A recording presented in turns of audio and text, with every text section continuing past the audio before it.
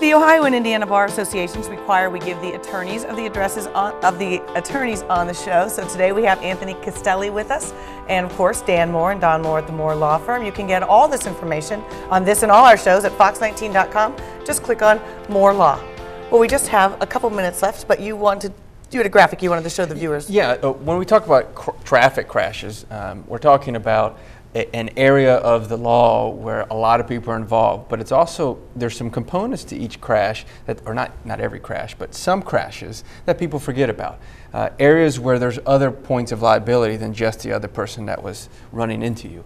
And that's why we have this graphic here. We've got, when you're involved in a crash, you can have an airbag that fails to deploy. And if that is the cause of a further damage to you, then you have a claim against the automobile manufacturer.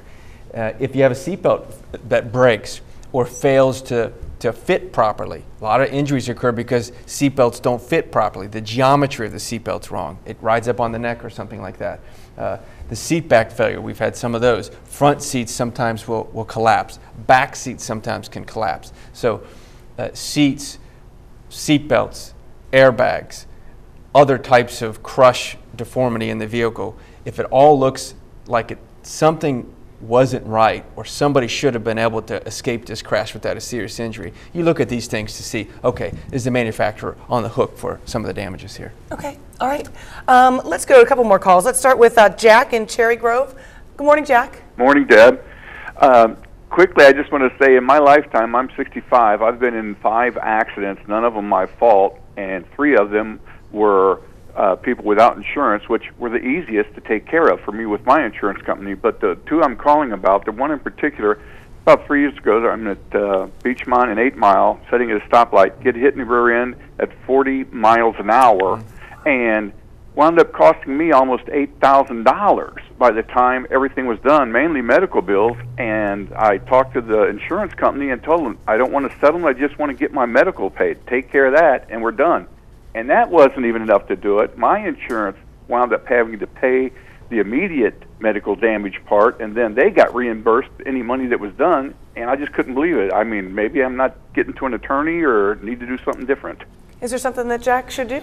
Well, you know, if you were rear-ended, the first step is someone responsible for the accident? And certainly in a rear-end collision, is the way you described it, the other party's responsible. Yeah. So I have, you know, maybe they just see you without an attorney and are playing hardball with you. And certainly it's not going to cost you anything to talk to a personal injury attorney. When someone calls our offices, we don't start the clock. We just talk to people. And if you retain somebody, again, we talked about this, it's on a contingency fee. So, you know, it sounds like a case that an attorney would take, that you did have some injury, $8,000 in bills, rear-end collision.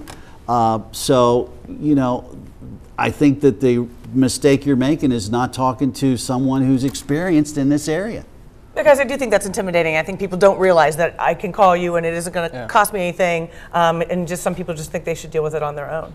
Yeah, there's a lot of people that don't want to have to shell out the money out of their pocket, and what Tony says is true. You just don't have to worry about that in these type of cases. And what the last caller was talking about just doesn't sound right. Mm-hmm. It sounds like somehow he's getting taken advantage of somewhere along the process, and you know. Well, maybe we don't like to see those things happen. Okay, let's see. Let's go to Donald in Cincinnati. Go ahead, Donald. Yes, my name is Donald Snyder, and I was had an accident here about 2 weeks ago, and the person that had the accident didn't have no insurance whatsoever, no driver's license. I can't understand why the state of Ohio will issue a tag to a person that can't prove that they do have liability insurance. Well, it's this has cost me about $900 out of my pocket. My insurance has paid everything for me. Yeah, well, it's interesting that you talk about it. Well, off the air, we were talking about this topic, and we really don't know the answer why the government doesn't require people to show proof of insurance when they're registering their license. But you do have to, when you're registering your vehicle, to sign an attestation saying that you have insurance for your car. But not everyone is honestly answering that question, obviously. Not everyone is driving their own vehicle. Maybe they're borrowing somebody else's that doesn't have insurance. But the bottom line is we don't know. We do know that there's penalties for when somebody's caught without a license. You can you can be you will have your license suspended for it was 90 days. I think it might be 6 months now. Right. Right. And so there are penalties, but it doesn't help you after the fact. So there's really no good answer to the question. But it is still amazing to me though that people drive without insurance. I mean, I just can't believe somebody would get behind the wheel and do that, but it happens all the time. It does. Well, it's not like food. Some people, they're just getting by, and unfortunately, they drive without insurance. And they figure law of averages, they're probably not going to be involved in an accident. Well, that's the law of averages, but unfortunately, we just had this guy who's involved in 5 accidents. Right. It's all the more reason, coming back to what we started the show off with, is get that insurance for yourself. Get that underinsured, uninsured motorist coverage to protect yourself. You're protecting yourself for when you get in a crash and you cause it, so you're protecting your assets there. But when you have the underinsured, you're protecting yourself against someone else like this guy who hit this fellow. And I noticed most of the calls that we had today are accidents that just recently happened. But what about things that happened a while ago? What's the statute of limitations for taking action? Yeah, the statute of limitations in Ohio and Kentucky is a little bit different. And Ohio, it's 2 years. And in Kentucky, it's generally 2 years as well. But in Kentucky, it can be extended. There's a personal injury protection, or PIP coverage, some people call it no-fault coverage, that can extend your statute of limitations. So if you have a payment 6 months after the crash, then in Kentucky, your statute of limitations can be extended 2 years from that date.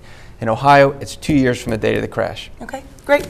Tony Castelli, thank you so much for joining us. Thank Pleasure you. having you. It's been great. And coming up next week, we'll be talking about crime and punishment, and then all about injuries on April 1st, kids in trouble.